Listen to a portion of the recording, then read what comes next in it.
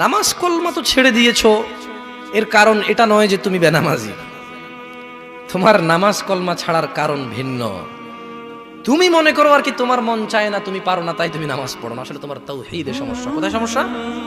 মানে আল্লাহ, কে? আল্লাহ তিনি যে তোমার হিসাব নিতে সক্ষম এবং তিনি যে তোমার হিসেব নিবে, তুমি এটা পরিপূর্ণভাবে বিশ্বাস করো না, তাহলে তো তুমি নামাজ পড়তে। তুমি মনে করো আর কি তুমি নামাজ পড়ছো না, তুমি গাফেল। এই জন্য তোমাকে বলেছি আল্লাহকে ভয় করতে হবে। ফর এক্সাম্পল, আল্লাহ নামাজ ফরজ করেছে। কে নামাজ ফরজ করেছে? আল্লাহ। মুয়াজ্জিন আজান দেয়, তুমি নামাজ পড়ো না। তুমি মনে করো তোমার দান সাদাকা তোমাকে উদ্ধার করবে?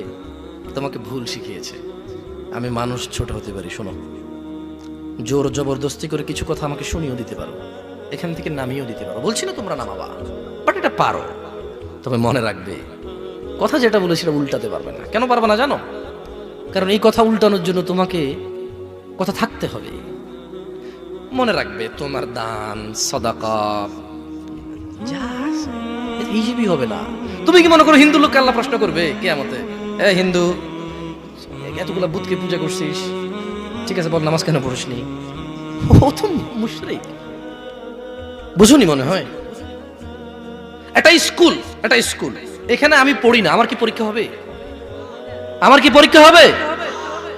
বুঝে দিতে পারিনি মনে হয়। তো যে মুশরিক, তার নামাজ রোজা হজ যাকাতের হিসাব কিসের হিসাব? সে তো অলরেডি এমন অপরাধী যা ক্ষমাযোগ্য নয়। যা কি নয়? ক্ষমাযোগ্য নয়। একজন বেনামাজি মানুষ, সে মনে করে নামাজ না পড়া শুধু নামাজ না পড়া, অথচ আল্লাহর নবী, যে একটু আগে বললাম, আল্লাহ বলেছে যদি তোমরা আল্লাহর ভালোবাসা পেতে চাও তাহলে রাসূলের অনুসরণ করো। রাসূল বলছে যে নিশ্চয়ই কাফের এবং মুশরিকের মধ্যে আর আমাদের মধ্যে পার্থক্য হচ্ছে নামাজ। তুমি মনে করো নামাজ না পড়া। ওই যে তুমি খুঁজে পাও না মুসলমান কিভাবে শিরিক করে, এই যে নামাজ না ছাড়লে শিরিক হয়।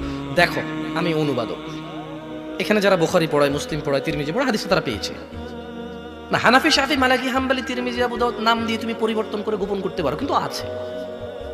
ফয়সালা তো আল্লাহ করবে যে এভাবে হয় নাকি সিস্টেম, ইসলামকে বিভক্ত করা এবং কিয়ামত দিবসে রাসূলের অনুসরণের বাইরে কোনো অনুসরণের হিসাব নেওয়া হবে কিনা, সেটা তো আল্লাহ ফয়সালা করবে।